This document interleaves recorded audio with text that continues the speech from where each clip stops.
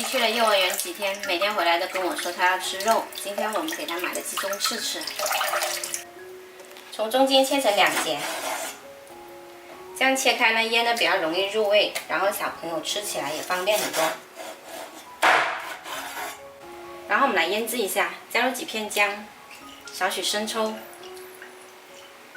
半包盐焗鸡粉，再来一点点香油。 翻拌均匀，盐焗鸡粉呢，它里面本来就有盐，咸味是够的啦，不需要再另外加盐咯。翻好后腌制30分钟。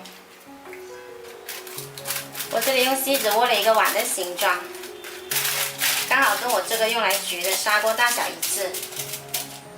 接着我们来准备2块砂浆，把表面的泥沙洗干净，然后把它们拍碎。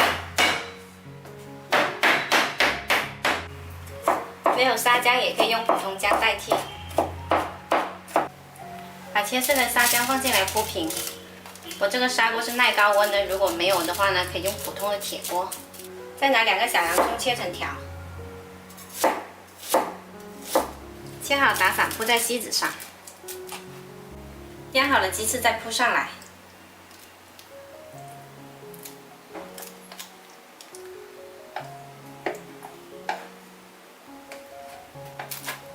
把边缘窝出来，然后面上再盖上一张锡纸，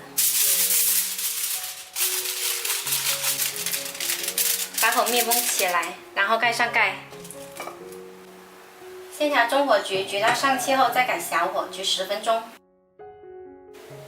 时间到可以关火咯。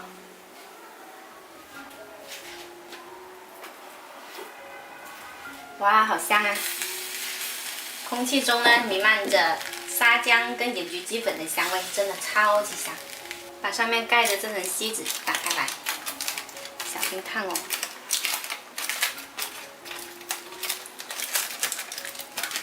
哇！撒上葱花点缀下就可以开吃啦。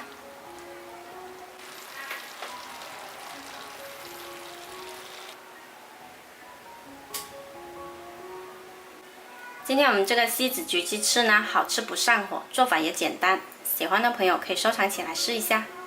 我是小坏，喜欢我的视频记得关注我哦。